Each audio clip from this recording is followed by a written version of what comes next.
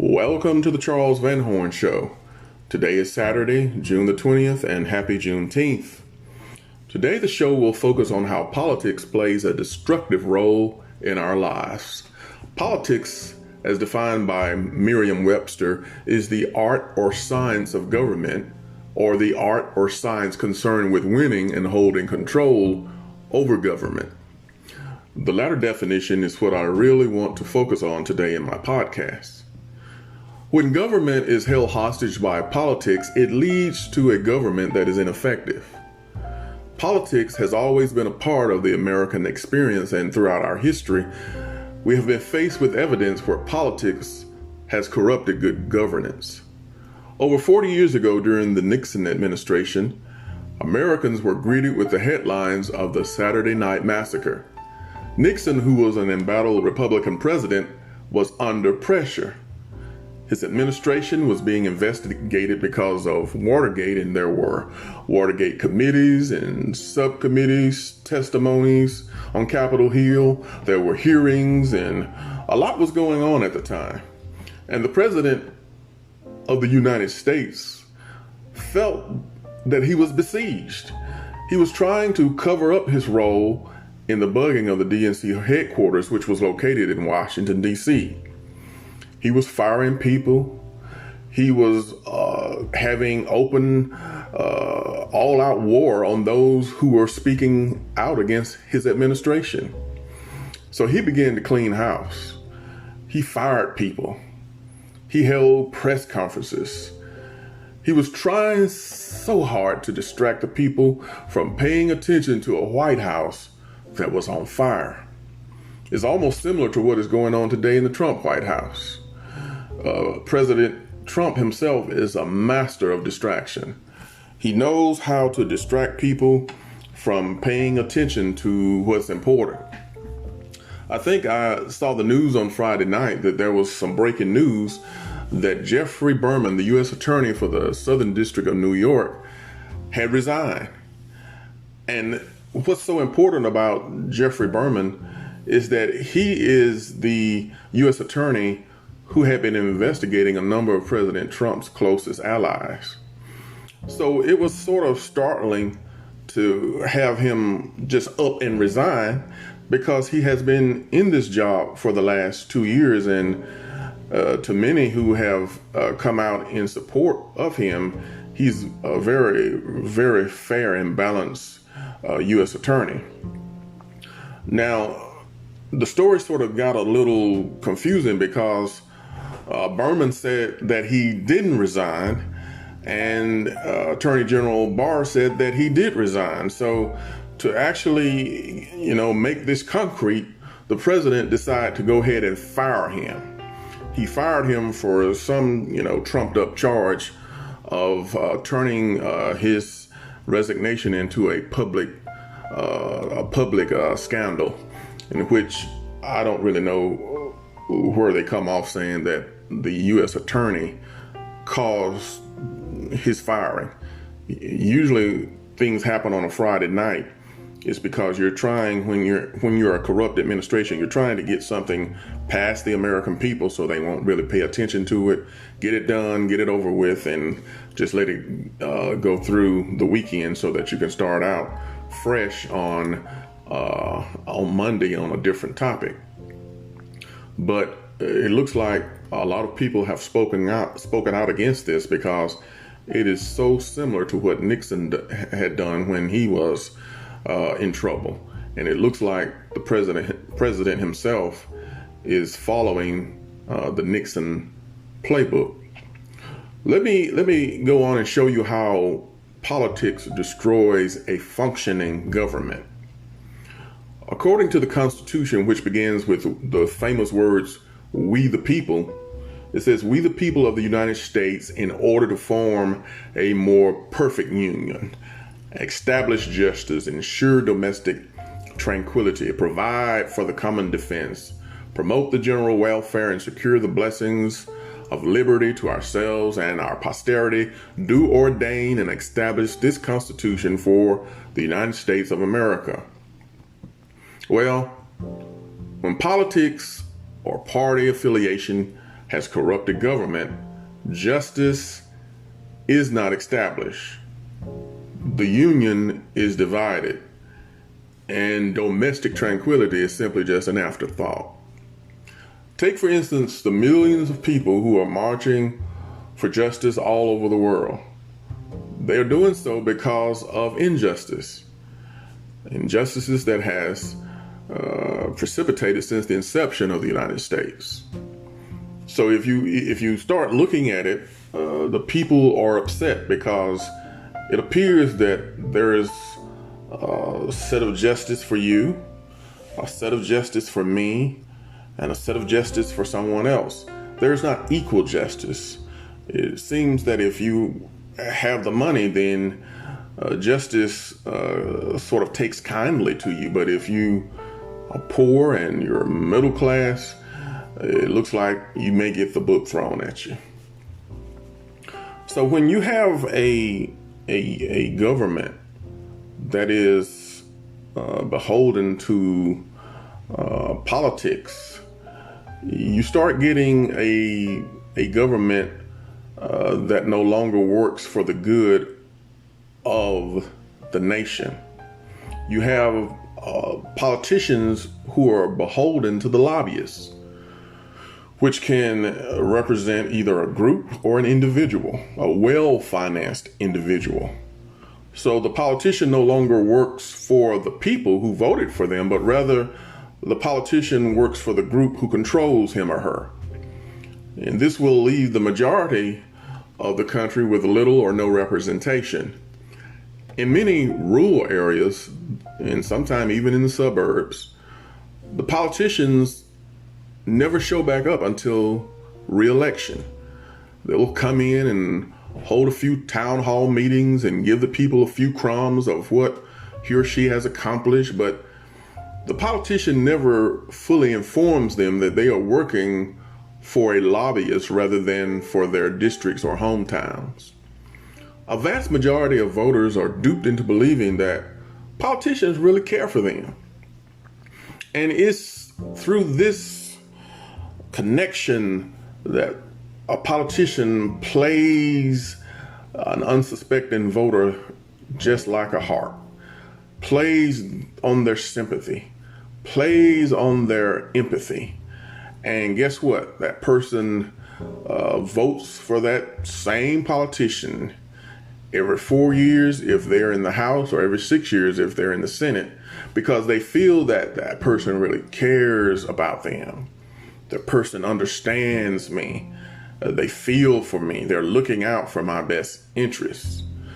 Usually, if a person looks at how their politician stands up for them, it would really be a disadvantage for them to keep voting for them, because usually the person they elected to represent them votes against them, or votes against their interests about pretty much 90% of the time. Politicians really are paying attention to the money. It's the money that the politicians are focusing on, because as long as I'm getting my campaign taken care of, as long as I'm getting donations coming to me in different forms, in different places, I'm not going to buck the system that is paying me. So the voter is at a disadvantage. The voter actually is getting not a good service for what they have actually went out and voted for, who is a congressperson who is actually looking out for their best interests.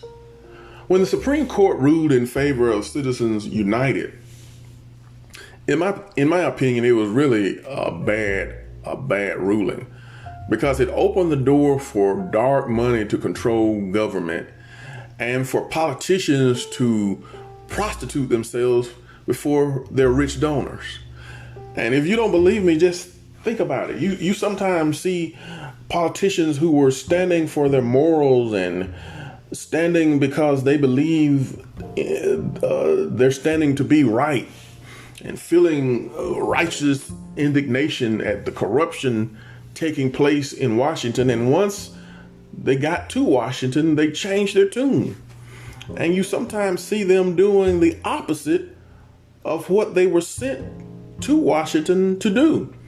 So I think sometimes they just say it's harder to fight and it's easier to join them. If you can't beat them, join them. So that's what they do. They go ahead and they enrich themselves, and many of them get in trouble because they break the laws that are supposed to govern campaign financing reforms, and they find themselves in a world of trouble because they are taking that money and forgetting the consequences that's associated with receiving this money.